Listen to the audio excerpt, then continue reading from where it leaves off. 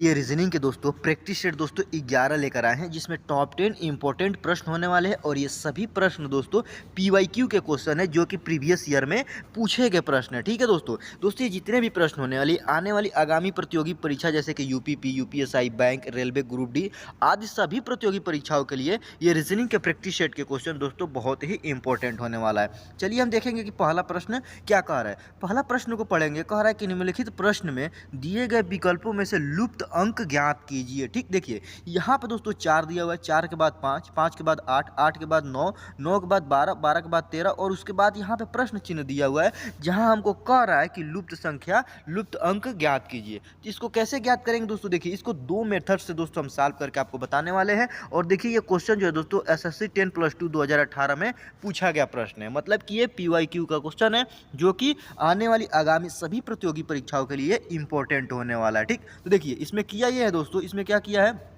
सबसे पहले देखेंगे दोस्तों जब भी इस प्रकार का सीरीज दे, श्रृंखला दे, तो हम देखेंगे दोस्तों ये संख्याएं बढ़ रही है कि घट रही है। तो देखिए ये संख्या क्या हो रही है, बढ़ रही है। तो देखेंगे कितना बढ़ रही है। देखिए यहाँ पे 4 है, 4 में क्या करें कि यहाँ पे 5 प्राप्त हो जाए। तो अगर इस 4 में दोस्तों +1 हम जोड़ दें, +1 जोड़ देंगे तो 4 में 1 जोड़ेंगे तो ये 5 प्राप्त हो जाएगा। फिर इस 5 में अगर हम क्या जोड़ें कि 8 प्राप्त हो जाए, तो 5 में दोस्तों 3 जोड़ना पड़ेगा, तो 5 3 8 हो जाएगा। फिर उस 8 में अगर दोस्तों हम +1 फिर जोड़ेंगे तो 8 1 9 हो जाएगा। फिर उस 9 में दोस्तों +3 जोड़ना पड़ेगा, तो ये 12 प्राप्त हो जाएगा। फिर उस 12 में +1 जोड़ेंगे तो हमारा ये 13 प्राप्त हो जाएगा। फिर इस 13 में क्या करेंगे, +3 जोड़ेंगे। +3 क्यों जोड़ेंगे, तो देखिए यहाँ पे दोस्तों क्या किया, पहले +1 जोड़ा है, फिर +3, फिर +1, फिर +3, फिर +1, तो लास्ट में फिर क्या करेंगे, +3 का जो टर्म आ रहा है इसीलिए +3 जोड़ेंगे। किसमें, इस 13 में जब +3 जोड़ेंगे तो 13 और 3 हमारा 16 हो जाएगा, जो कि इस प्रश्न चिन्ह की जगह पे 16 आ रहा है। तो देखेंगे किस ऑप्शन में 16 दिया है, तो ऑप्शन बी में 16 दिया हुआ है, जो कि इस प्रश्न चिन्ह के स्थान पर 16 भरा जाएगा। आशा करते हैं दोस्तों ये क्वेश्चन आप समझ गए होंगे। चलिए अगर दोस्तों इसको दूसरा मेथड से सॉल्व करें तो क्या करेंगे, देखिए इसमें करना ये है कि दोस्तों यहाँ पे एक को छोड़कर दूसरे वाले को देखेंगे कि वहाँ पे 8 कैसे आया। तो इस 4 में दोस्तों अगर एक को छोड़कर दूसरा वाला देखेंगे जो 8 आ रहा है, तो इसमें मतलब कि 4 जोड़ा गया है। फिर इस 8 में अगर फिर 4 जोड़ देंगे एक को छोड़कर, तो ये 12 प्राप्त हो जाएगा। फिर इस 12 में एक को छोड़कर दूसरा वाला देखेंगे तो 12 और +4 जोड़ देंगे तो यहाँ पे 16 प्राप्त हो जाएगा। ठीक, उसी प्रकार यहाँ पे 5 है, तो 5 में क्या करें कि यहाँ पे 9 प्राप्त हो जाए, तो +4 जोड़ना पड़ेगा। फिर 9 में अगर दोस्तों हम 4 जोड़ दें तो 9 और 4 13 हो जाएगा। लेकिन दोस्तों अगर इस 16 के जगह पे, मतलब इस प्रश्न चिन्ह के जगह के आगे भी अगर कोई संख्या ज्ञात करना होता तो उसको कैसे ज्ञात करते, यहाँ पे 13 में +4 देते, 13 और 4 17 हो जाता, जो कि यहाँ पे 17 आता है। लेकिन हमको दोस्तों सिर्फ यहाँ पे एक ही प्रश्न चिन्ह दिया हुआ है, और उस प्रश्न चिन्ह के जगह पर हमारा क्या आ रहा है, दोनों तरीके से सॉल्व करने पे 16 आ रहा है, जो कि ऑप्शन बी में 16 दिया हुआ है, जो कि यही ऑप्शन हमारा सही हो जाएगा। चलिए अगला क्वेश्चन देखेंगे कि दूसरा क्वेश्चन क्या कर रहा है, जो कि दोस्तों ये भी क्वेश्चन बहुत ही इंपॉर्टेंट क्वेश्चन है, क्योंकि दोस्तों ये एसएससी सीजीएल 2015 में पूछा गया प्रश्न है। ठीक है दोस्तों, क्वेश्चन को ध्यान से पढ़ेंगे। कह रहा है कि यदि घन बनाने के लिए आकृति में दर्शाए अनुसार कागज को मोड़ा जाए तो आमने सामने के फलकों के जोड़े कैसे होंगे। यहाँ पे प्रश्न आकृति दी गई है और यहाँ पे उत्तर आकृति दी गई है। तो देखिए दोस्तों ये क्या है, ये पासे का ही क्वेश्चन है, जिसे दोस्तों क्या कह रहा है कि कागज के रूप में मोड़ने के लिए बताया जा रहा है। मतलब कि ये खुला हुआ पासा है, क्या है, ये खुला हुआ पासा है, और उसमें हमसे ये पूछ रहा है कि जो ये आमने सामने की जो फलकें हैं वो कौन कौन सी होगी, जो कि यहाँ पे ऑप्शन उत्तर आकृति में दिया है। देखेंगे कि आमने सामने वाली आकृति किस ऑप्शन में है, वही हमको ज्ञात करना है। क्या पूछा है दोस्तों, आमने सामने के फलकों के जोड़ कैसे होंगे, वही हमको ज्ञात करना। देखिए या भी दोस्तों यहाँ पे खुला हुआ पासा दे दे और कहे कि आमने सामने की फलकें ज्ञात करें, तो सबसे पहले हम क्या करते हैं, काउंट करते हैं। कहाँ से, मान लीजिए यहाँ पे ये त्रिभुज है, अगर हमको इसका सामने वाला फलक ज्ञात करना है तो हम सेम यहाँ पे त्रिभुज यहाँ से काउंट करना स्टार्ट करेंगे। मतलब यहाँ से 1 लेंगे, फिर यहाँ पे 2 और यहाँ पे 3।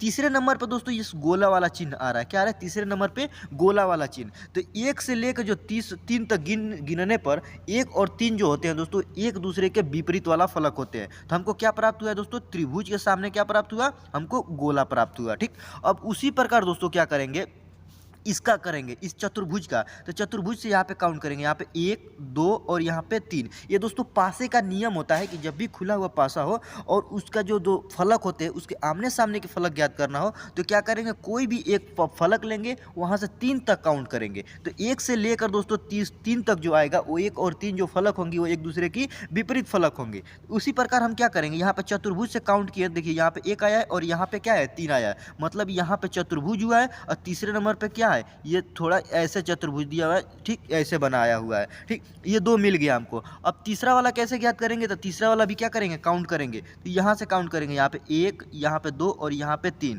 तो देखिए 1 नंबर पे क्या दिया है दोस्तों, प्लस का चिन्ह दिया हुआ है और 3 नंबर पे यहाँ पे क्या दिया हुआ है, भागे का चिन्ह दिया हुआ है। तो हम कहेंगे जो यहाँ पे प्लस के सामने वाली फलक क्या है, भागे का चिन्ह है। तो देखेंगे किस ऑप्शन में दोस्तों ये वाला फिगर हमको मिल रहा है, ठीक। यहाँ पे ऑप्शन ए में देखेंगे तो देखिए प्लस और त्रिभुज क्या दिया हुआ है, प्लस और त्रिभुज, जो कि दोस्तों ये गलत है। क्यों, क्योंकि प्लस के जो सामने वाला फलक है क्या है, वो भागे का चिन्ह दिया हुआ है, लेकिन ऑप्शन ए में पहले में ही देख रहे हैं प्लस और त्रिभुज का दिया हुआ है। इसका मतलब ये वाला हमारा जो आकृति है, उत्तर आकृति, ये नहीं है, ये गलत है। अगर दूसरे वाले में ट्राई करेंगे तो देखिए यहाँ पे क्या दिया हुआ है, भागे का चिन्ह और यहाँ पे 0 दिया हुआ है, लेकिन दोस्तों यहाँ पे देखिए, यहाँ पे भागे का जो चिन्ह है इसके सामने क्या है, प्लस का चिन्ह दिया हुआ है, ठीक, और 0 का जो चिन्ह है दोस्तों यहाँ पे उसके सामने यहाँ पे त्रिभुज का चिन्ह दिया हुआ है। तो हम कहेंगे ऑप्शन बी भी सही नहीं होगा। क्यों, क्योंकि जो ये भागे का चिन्ह है दोस्तों इसके सामने इसमें 0 का चिन्ह दिया हुआ है, लेकिन दोस्तों हम जो सॉल्व किए हैं प्रश्न को उसमें जो दोस्तों भागे का चिन्ह दिया हुआ है उसके सामने प्लस का चिन्ह दिया हुआ है, तो ये भी नहीं मिल रहा है, इसीलिए हमारा ये दूसरा बी भी नहीं होगा।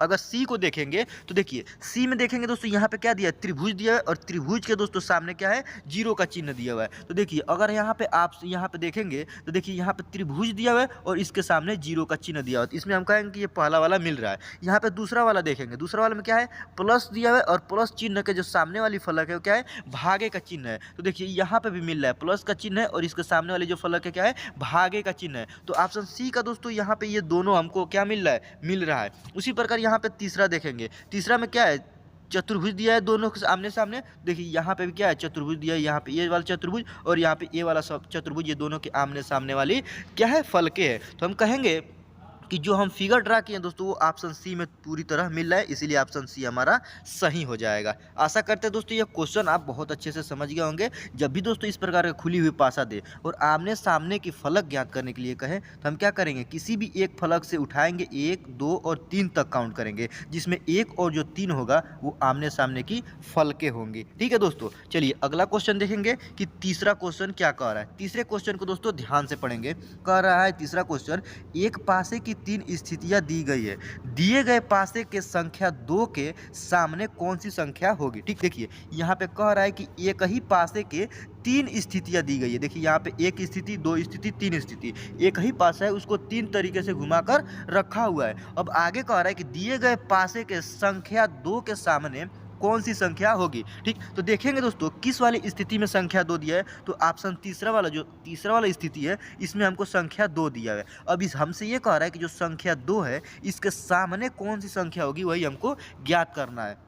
तो देखिए पासे का एक नियम होता है दोस्तों, देखिए यहाँ पे हमको 2 का ज्ञात करना है। तो सबसे पहले देखेंगे 2 के साथ कौन कौन सी फलक दी गई है। तो यहाँ पे देखिए 1 और 4 दी गई है। क्या दिए, 1 फलक है और 4 फलक है। ठीक, अब देखेंगे 1 और 4 किसी और में मिल रहा है कि नहीं। तो यहाँ पहला वाला स्थिति में देखेंगे, यहाँ पे 1 भी मिल रहा है और यहाँ पे 4 भी मिल रहा है। तो देखिए पासे का दोस्तों एक रूल ये भी होता है कि जब भी किसी दो पासे की 2 फलक है, यहाँ पे 2 फलक है क्या है, 1 और 4, और यहाँ पे क्या है 1 और 4। तो किसी भी 2 पासे की 2 फलकें जब आपस में कॉमन हो जाती है तो उसमें बचने वाली जो एक एक फलक होती है वो क्या होती है, एक दूसरे की आमने सामने वाली फलक होती है। तो ठीक, तो यहाँ पे जो 2 प्राप्त हुआ है, 2, उसके सामने कौन सी फलक होगी, ये वाला फलक होगी जो कि 6 दिया हुआ है। तो हम देखेंगे किस ऑप्शन में 6 दिया है, तो ऑप्शन ए में 6 दिया है दोस्तों, जो कि यही ऑप्शन हमारा सही हो जाएगा। इस 2 के सामने 6 वाला संख्या होगा। ये क्वेश्चन दोस्तों एसएससी सीजीएल 2013 में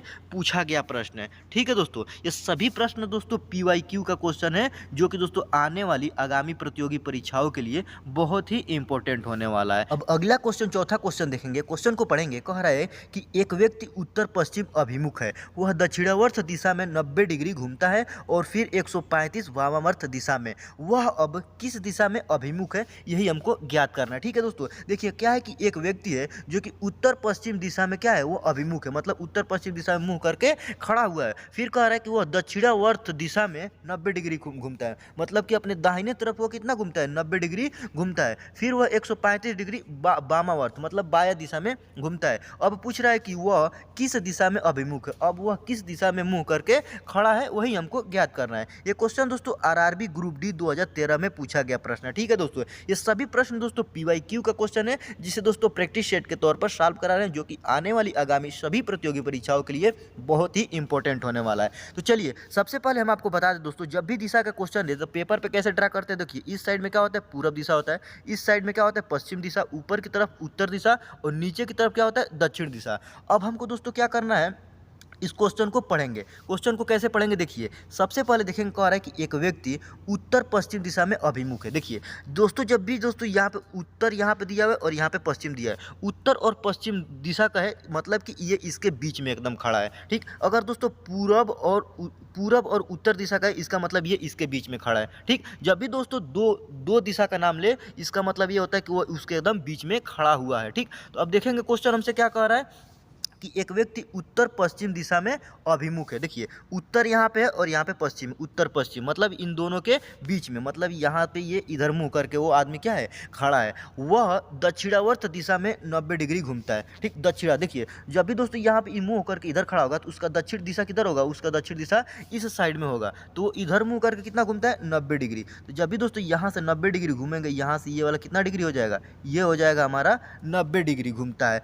और फिर 135 डिग्री वामावर्त दिशा में घूमता है। फिर यहाँ से क्या होता है, वामावर्त मतलब कि अभी इसका मुंह इधर हो गया, अब इसका बायां इधर हो जाएगा और दायां इधर हो जाएगा। तो वामावर्त मतलब कि यहाँ से लेकर यहाँ तक कितना घूमता है, 135 डिग्री घूमता है। कितना दोस्तों, 135 डिग्री। देखिए डिग्री में घूमता है। वो अब कह रहा है कि वह अब किस दिशा में अभिमुख है। ठीक, देखिए दोस्तों वो इधर आ गया, यहाँ पे आ गया, अब वो इधर इस दिशा में मुंह करके क्या हो जाएगा, खड़ा हो जाएगा। तो देखेंगे किस ऑप्शन में, ये वाला दिशा कौन सा दिशा है दोस्तों, ये वाला क्या है, पूरब पश्चिम दिशा है, जो कि ऑप्शन बी में पश्चिम दिया हुआ है, जो कि यही ऑप्शन हमारा सही हो जाएगा। चलिए पांचवा क्वेश्चन देखेंगे। पांचवा क्वेश्चन कह रहा है कि पेंट्री शब्द के अक्षरों को वर्णानुक्रम में व्यवस्थित करने के बाद इस शब्द में कितने अक्षरों की स्थिति अपरिवर्तित रहेगी। ये क्वेश्चन दोस्तों उत्तर प्रदेश पुलिस परीक्षा 2018 में पूछा गया प्रश्न है। ठीक है दोस्तों, तो सबसे पहले हम क्या लिखेंगे, यहाँ पे पेंट्री लिख लेते हैं। क्या लिख लेते हैं, PAN, उसके बाद TRY।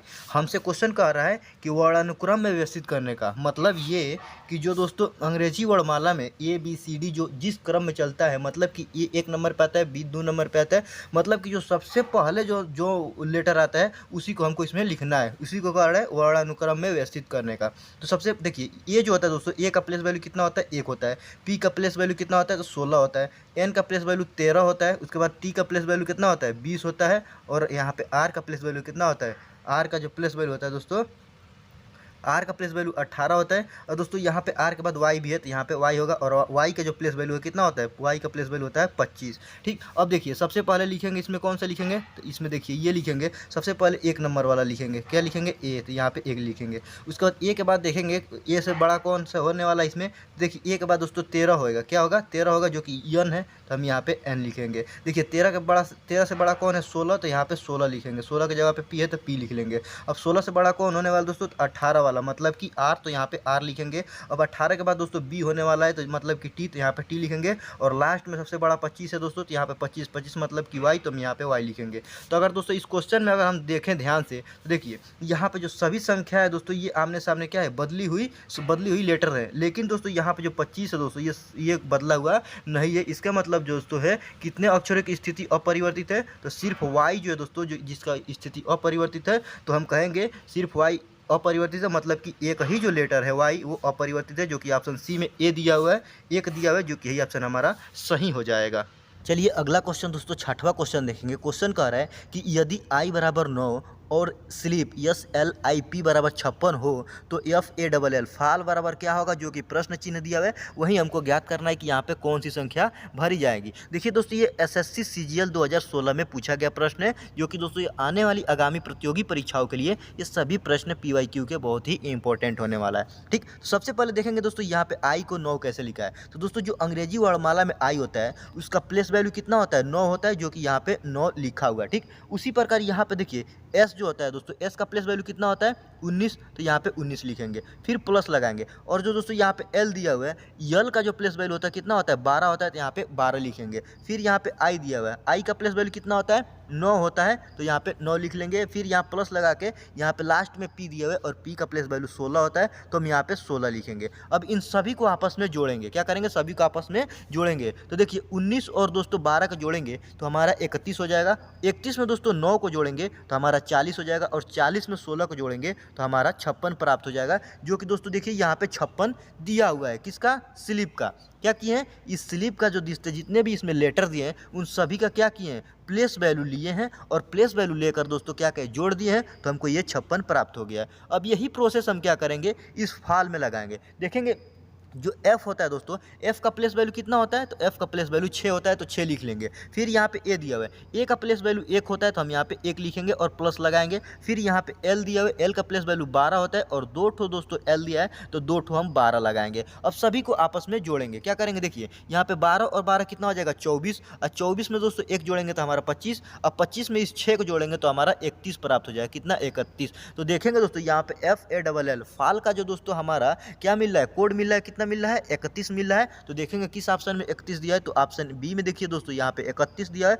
जो कि यही ऑप्शन हमारा सही हो जाएगा। दोस्तों हम जितने भी प्रश्न सॉल्व करा रहे हैं PYQ के क्वेश्चन, ये सभी बहुत ही इंपॉर्टेंट होने वाले हैं। तो चलिए अगला क्वेश्चन देखेंगे। 7वां क्वेश्चन क्या कर रहा है, ये क्वेश्चन भी देख लीजिए दोस्तों, यहाँ पे SSC CGL 2017 में पूछा गया प्रश्न है। ठीक, ये क्वेश्चन कह रहा है कि निम्नलिखित संख्या ज्ञात कीजिए। ठीक, देखिए यहाँ पे देखेंगे जो 7 है दोस्तों, 7 का दोस्तों यहाँ पे क्या बनाया हुआ है 56 लिखा हुआ है। उसी प्रकार जो ये 11 होने वाला है, तो 11 का क्या होगा दोस्तों, यहाँ पे हमको ज्ञात करना है प्रश्न चिन्ह के जगह पर। तो हम क्या करेंगे दोस्तों, यहाँ पे 56 प्राप्त हो जाए, किसका, 7 का। तो अगर इस दोस्तों हम 7 को क्या करें 8 से गुणा कर दें, 7 को 8 से गुणा कर देंगे तो 7 कितना हो जाएगा हमारा 56 प्राप्त हो जाएगा। तो जो कि यहाँ पे ये 56 प्राप्त हो गया। उसी प्रकार जो यहाँ पे 11 है दोस्तों, इस 11 को भी क्या करेंगे 8 से गुणा करेंगे। क्यों, क्योंकि पहले वाले में 8 से गुणा किए हैं, तो दूसरे वाले में भी 8 से गुणा करना पड़ेगा। तो 11 को दोस्तों 8 को जो 11 को जब 8 से गुणा करेंगे तो हमारा 88 प्राप्त है, कितना 11 8 88।